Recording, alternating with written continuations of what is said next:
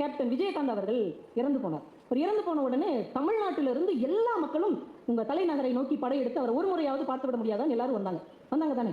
இப்ப விஜயகாந்த் அவர்கள் சினிமாவில் நடிச்சு 13 ஆண்டுகள் ஆயிடுச்சு. அவர் மேடையில வந்து பேசி பல ஆண்டுகள் ஆயிடுச்சு. அரசியல்ல நேரடியா ஈடுபட்டு 8-9 வருஷம் ஆச்சு.